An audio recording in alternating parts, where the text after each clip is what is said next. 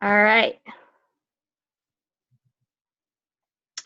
Good morning, it's Julie Lasson here, and today I have with me Mattea, and she's in the United States, and she's kindly agreed to talk to us today, and I welcome you here, Mattea. And the very first question I've got for you, what's the weather like? The weather is also very hot. It's starting to get a little cloudy. So it's been pretty hot here. Is it? Are you going into autumn? Yes, we are. Yeah, beautiful time of the year. So tell us a bit about yourself, Mattea. I am a mom and wife. I suffer from PTSD, severe depression, severe anxiety with panic attacks, and I have a personality disorder. So the last year since the birth of my daughter, I've been struggling with those a lot. And I actually ended up being at the state hospital here in Montana for about a little over 14 days. And they squared my meds and got me back on track for life because I ended up overdosing on my medications. Wow. My goodness. So tell us a bit about your family. You've got a daughter? Yes, I have a 13-month-old daughter and a husband. Come the 21st, we'll be married 2 years. Congratulations. 2 years. Wonderful achievement. So it's very exciting. So what caused you to do the overdose? What do you think was the thing that tipped you over the edge? We had been fighting for like the last 13 months with different medications and trying to find the right combination, and it was too much. I couldn't handle it, and I was just tired of fighting, so I gave up, and that was a mistake. And I knew it instantly right after I overdosed that it was a mistake. I could feel it in my heart that it was like, yeah, you just made a mistake. Wow. And you were obviously rescued. Yes, I was. I ended up texting my sister telling her basically something along the lines that if something were to happen to me, that I wanted her to love my daughter for me. And she knew instantly because she works with at-risk youth. She knew instantly that I had done something, and she immediately asked me what I had done, and I didn't want to talk to her, and she pretty much told me, you don't talk to me, I'm calling the cops. And she knows all the police officers down here where I live because she used to live here. And so I finally answered her phone call, and she immediately goes, what did you do? And I told her what I did. And she asked if my husband Timothy was home, and I told her yes. And she like, hand the phone to him now. And she told him to take me to the ER because I was going to overdose. And he took me to the ER. They got an IV in me, and they just let me ride it out. They talked to poison control, and poison control said there was nothing to do except keep an eye on me. Okay, so you'd taken an overdose of tablets and things. Is Mm-hmm. that, yeah? And so they couldn't, I don't know what do they normally do? They just had to. They normally, I think they give you depending on what you took, they give you like an injection through the IV of a reversal medicine that reverses the overdose. Right. So where was your daughter when all this was happening? She was with her grandparents, my in-laws. They take her Monday through Thursday for us while my husband's at work, and they watch her, and she spends the night and just has a good time there. Oh, that's lovely. That's really good, isn't it? Yes, it is. It gives my husband and I a nice break. Yeah. So when you were in the hospital, what happened after that? So you were taken to hospital. They watched me. The ER doctor on shift that next day was Dr. McIntyre, and she basically told me that she was petitioning the court for an order for me to go to, it's called Warm Springs, it's the Montana State Hospital. And basically she was petitioning the court so I could go there and get treatment. That way they could watch me closer, make sure my meds were working okay, and putting me back on meds and watching me basically while I came off the overdose. Because it took me probably 3 days to come off the overdose. So she petitioned the court. The court agreed with her, and then I was sent there for 3 days.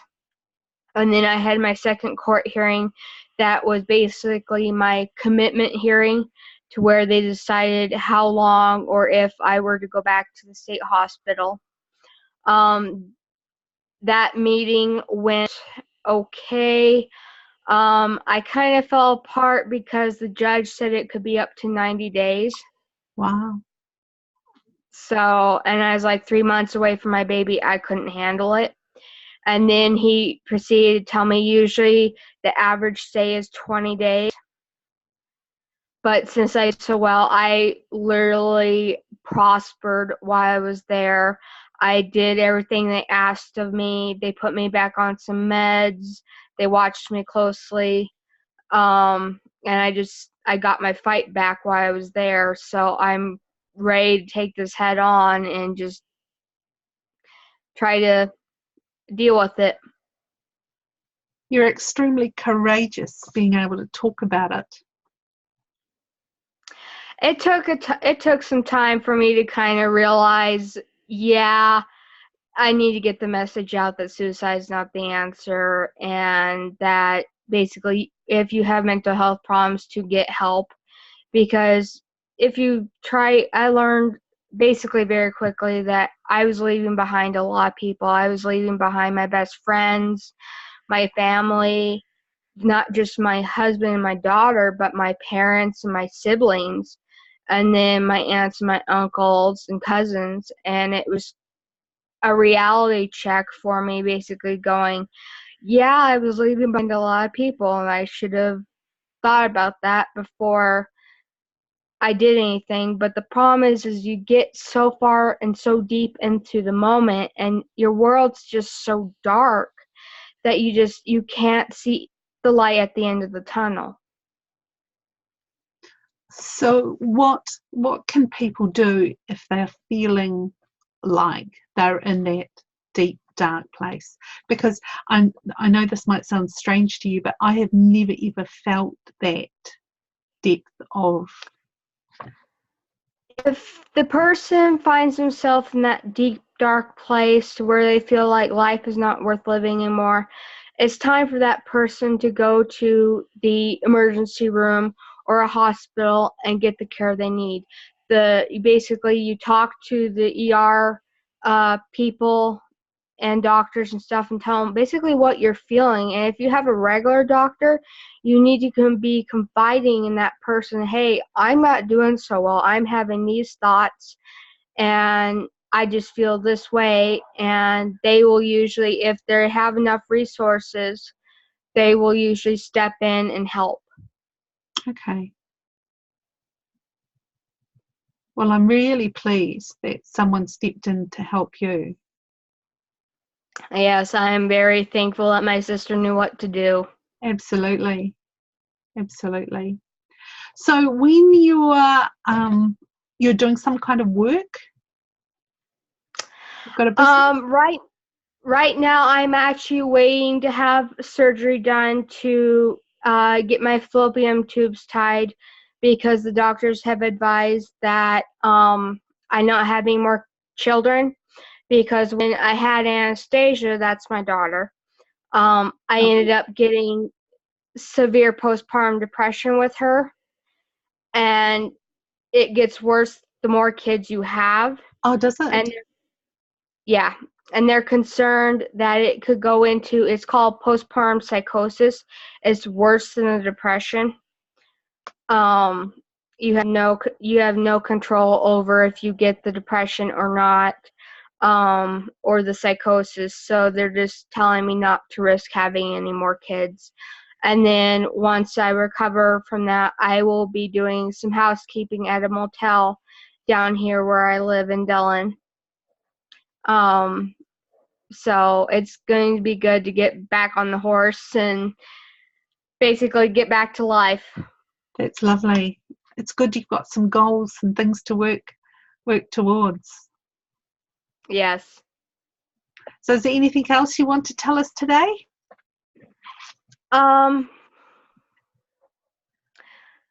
If you are a person struggling with mental health, get the help.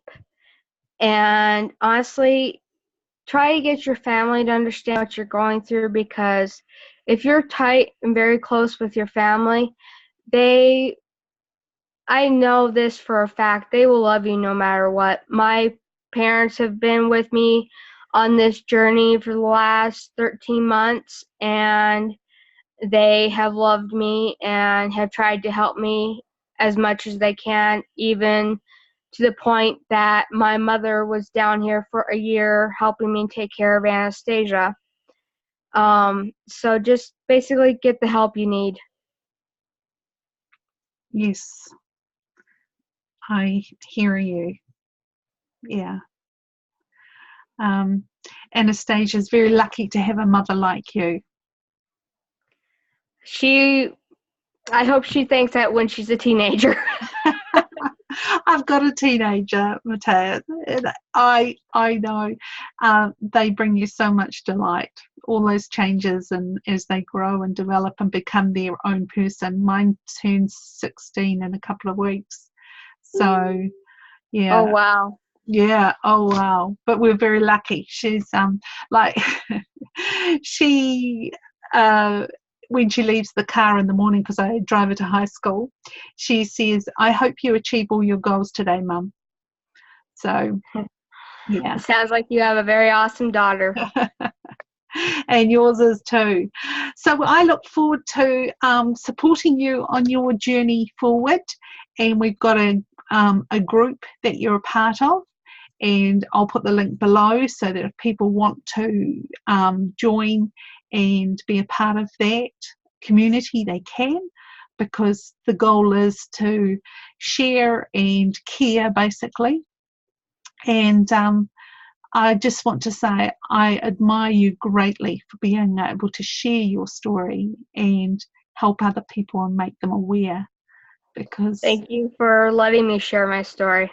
well, the sad thing is we have in New Zealand one of the highest levels of suicide, and for a long time it was people would not talk about it. People would they just didn't talk about it, and now people are becoming much more aware and doing a lot more to try and help people so that we don't have the high rates. But wouldn't it be nice if we had a world without suicide? Yes, it would. Yeah. So you stay well and do reach out if we can do anything to support you. Thank you. Have a wonderful rest of your, is it daytime? It's actually getting towards the evening. It's almost 6 o'clock here. So your hubby will be home soon? Hopefully. Work doesn't run too late. Oh, does he work late quite often? Sometimes the latest he's been home is like 9 o'clock at night. Wow. Yeah, I can hear you. Yes. All right, well, you take care. Lovely talking to you, and we'll see you within the group. All right. Thank you, Julie. Bye-bye.